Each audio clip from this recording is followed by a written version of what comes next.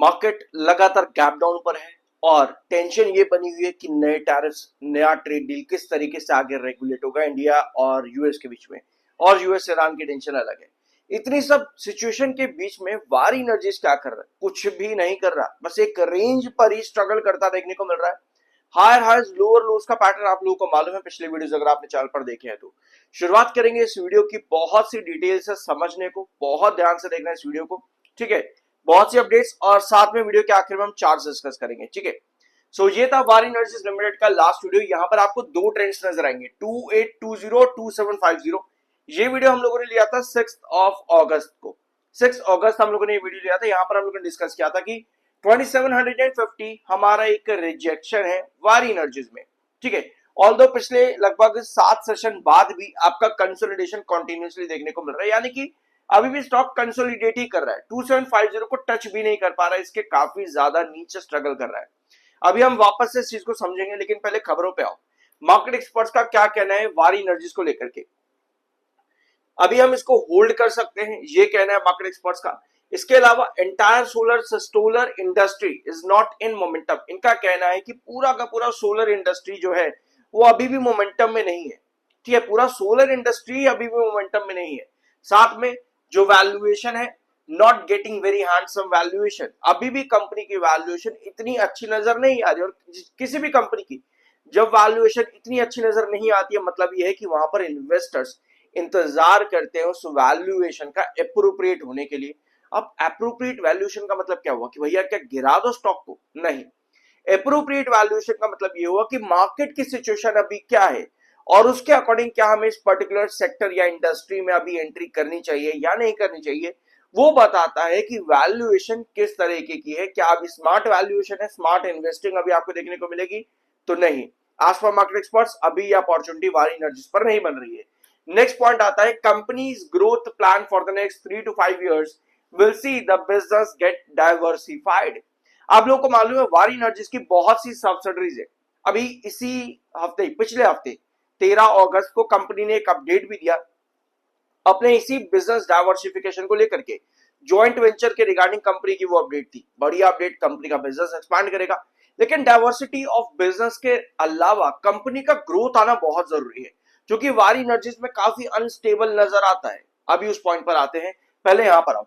Gradually average in the next 6 months, यहां पर इनका कहना है कि अगर आप इसमें इन्वेस्टेड हो तो अभी आपको होल्ड करना चाहिए। साथ में अगर कोई गिरावट आती है अगले 6 महीनों के अंदर, आपको यहां पर अपना जो है एवरेज भी करना चाहिए, सही तरीके से सही टाइम पर एवरेज भी करना चाहिए। ये मानना है मार्केट एक्सपर्ट्स का, यानी कि कोई बड़ा टारगेट इन्होंने यहां पर नहीं दिया है, ना ही कुछ ऐसा बताया कि कंपनी बहुत ज्यादा बूम कर जाएगी अचानक से, नहीं। स्पेसिफिकली इनका अगर हम कंक्लूड करें यहां पर, तो इनके कहने का पर्पस यही है कि अभी स्टॉक कंसोलिडेशन पर ही देखने को मिलेगा। अब आते हैं कुछ और मार्केट एक्सपर्ट्स पर। जुलाई 30 तारीख को प्रभुदास लीलाधर की एक अपडेट आती है और रेटिंग मिलती है कंपनी को बाइंग की। टारगेट दे देते हैं 3280 रुपीज का, ये प्रभुदास लीलाधर का टारगेट। फिर हमारे पास में आते हैं 30 जुलाई को ही आनंद राठी, बाय की रेटिंग ये भी देते हैं और टारगेट देते हैं 3333 रुपीज। और ये दोनों ही टारगेट्स दिए गए 30 जुलाई की रिपोर्ट के अकॉर्डिंग। और अगर आप वार एनर्जीज के चार्ट पर आओगे यहाँ पे, तो आप लोग को नजर आएगा कि 30 जुलाई को जब इन्होंने टारगेट दिए हैं, ये वाले 30 जुलाई को, तब से वार एनर्जीज में आपको ये कंसोलिडेशन ही देखने को मिला है। कोई किसी तरह की तेजी यहां पर नहीं आई है। सो एक चीज हमेशा ध्यान रखना है कि जब भी मार्केट एक्सपर्ट्स के टारगेट आते हैं, साथ में उनकी पूरी रिपोर्ट भी होती है कि एक्सपेक्टेशन क्या है कंपनी के ईपीएस को लेकर के, कंपनी के पी रेशियो को लेकर के, कंपनी के एबिटिडा को लेकर के, रेवेन्यू को लेकर के, क्या एक्सपेक्टेशन है, उनके हिसाब से टारगेट्स जो है अचीव होते हैं। अभी आपको चार्ट पर क्या नजर आ रहा है भैया? हायर हाइज और लोअर लोज, हायर हाइज और लोअर लोज। इस पैटर्न पर स्टॉक कंटिन्यूअसली चल रहा है। वार एनर्जी सिर्फ ऐसी कंपनी नहीं है कि भैया कंपनी ने बिजनेस के बारे में बताया कुछ अच्छा तो ये चलना शुरू कर जाएगा।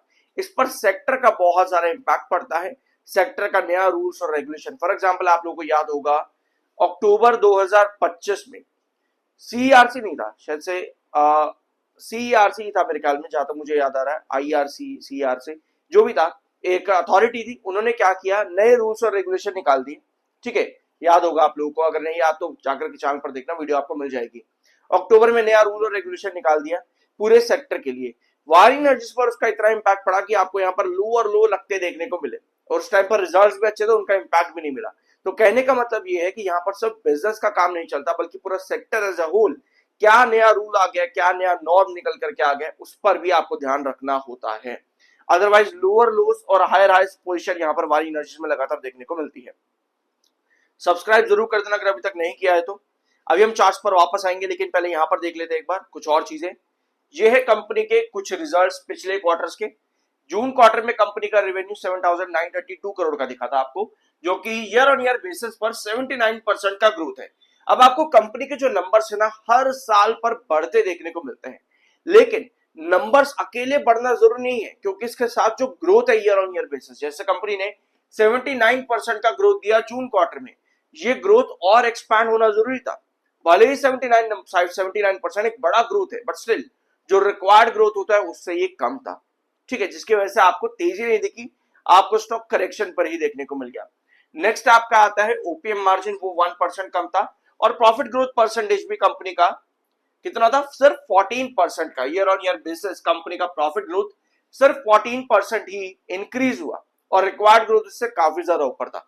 इसका मतलब यह है कि आपको सिर्फ और सिर्फ नंबर्स पर ही कंपनी के नहीं देखना, बल्कि आपको ये देखना है कि कंपनी का ग्रोथ कितना जा रहा है। तो कंपनी का हाईएस्ट नंबर कितना है आज की डेट में, 8,480 करोड़, ये कंपनी का हाईएस्ट रेवेन्यू है, यानी कि इस क्वार्टर में कंपनी ने मोस्ट प्रोबेबली हाईएस्ट प्रॉफिट भी दिया होगा, ठीक है। लगभग कह सकते हैं कि हाईएस्ट प्रॉफिट और हाईएस्ट रेवेन्यू कंपनी का इस लाइन पर आता है।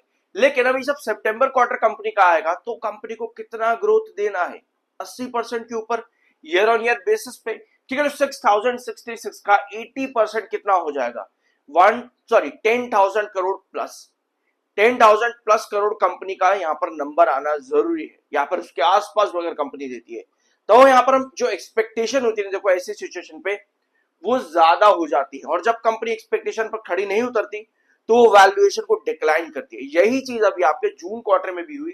अगर आप चाहते हो किसी भी कंपनी में इन्वेस्ट करना, तो आपको इन सब चीजों को नोट जरूर करना चाहिए कि भैया अगर मैं आज एंट्री करने के लिए जा रहा हूं तो अगले 4 महीने कंपनी के कैसे हो सकते हैं। तो यहाँ पर 4 महीने क्या दिखा रहे हैं नंबर्स के अकॉर्डिंग, अनसर्टेनिटी, कि भैया हम सर्टेन यहाँ पर नहीं है नंबर्स कि भैया अच्छे ही देखने को मिलेंगे। तो यहाँ पर अनसर्टेनिटी, इस वजह से आपको जो है इन्वेस्टर्स एक्टिव नहीं होते देखने को मिल रहा है, जिसकी वजह से आपके पास लो और लो पैटर्न बना हुआ है और स्टॉक साइडवेज कंसोलिडेट कर रहा है। आई होप ये पॉइंट आपको यहाँ पर समझ में आया होगा। 37.2 पर एमएफआई, 45.3 पर आपका आरएसआई है, और एमएससीडी सिग्नल आपका यहाँ पर बेयरिश बना हुआ है, ठीक है।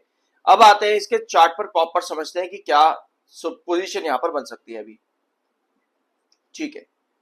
सो अगर हम यहाँ पर हमारा जो रिजेक्शन था वो 2750 पर था, राइट, 2750 ये हमारा रिजेक्शन था वार एनर्जीज में, 2750 का। 2750 एक इंपॉर्टेंट ट्रेंड आपका पहले भी रहा है, यहाँ पर आप देखोगे, और क्रूशियल बेस रेंज अगर हम देखेंगे तो यहाँ पर आपको लगभग ये वाला प्राइस नजर आएगा 2600 का, ठीक है। अभी रिसेंटली जुलाई के लास्ट वीक में 2600 के नीचे स्टॉक गिरा भी, और वहां से आपके पास बुलिश एंगल्फिंग कैंडल बनती है, और वापस से स्टॉक जो है कंसोलिडेट करने लग जाता है एक रेंज के अंदर अंदर। तो 2750 अगर हम यहाँ पर कुछ भी ब्रेकआउट चाहते हैं तो 2750 को क्लोज करना जरूरी है, ठीक है। और मोस्ट प्रोबेबली देखो यहाँ पर अभी और जूम करते हैं चार्ट को, यहाँ पे तो आपको यहाँ पर क्या नजर आ रहा है, ये ब्लू लाइन 7 EM है और रेड लाइन 21 EM है। 7 EM है, 21 EM के नीचे चार्ट बेयरिश है, लेकिन यहाँ पर कहीं ना कहीं जो एक डिफरेंस था 7 EM और 21 EM के बीच में, वो कहीं ना कहीं कॉन्ट्रैक्ट हो रहा है। दैट मींस कि कहीं ना कहीं स्टॉक कमिंग वीक्स के अंदर एक डिसाइसिव मूव दे सकता है। तो ऐसे में 2750 अगर कमिंग वीक्स में आपका ये क्रॉस करने में कामयाब होता है तो हम एक्सपेक्ट कर सकते हैं लगभग फर्स्ट टारगेट 2820 रुपीज तक का।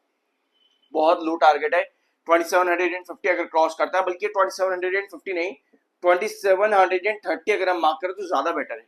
अगर कमिंग वीक्स में इस प्राइस को क्रॉस कर पाता है वार एनर्जी तो हम एक्सपेक्ट कर सकते हैं 2850 के आसपास का टारगेट, 2820 ये टारगेट हम इसमें एक्सपेक्ट कर सकते हैं वारी एनर्जीज के अंदर। किसी भी लंबे ब्रेकआउट के लिए ऑफ कोर्स आपका क्रूशियल रिजेक्शन जो है वो बन चुका है अराउंड 2949। ये क्रूशियल रिजेक्शन बेसिकली आपके डेली टाइम फ्रेम के 200 EMA के अकॉर्डिंग है, 2949 का। सो अभी जो चार्ट इंडिकेट कर रहा है, इस वीडियो को कंक्लूड करते हैं। ये चार्ट जो अभी इंडिकेट कर रहा है वो यही है कि अभी भी कंसोलिडेशन फेज ही देखने को मिलेगा, और शायद हमको यहाँ पर वेट करना पड़े किसी भी लंबे ब्रेकआउट के लिए। सो वीडियो को एंड करते हैं, कुछ नया जानने को मिला सब्सक्राइब करना, मिलता है अगले वीडियो में।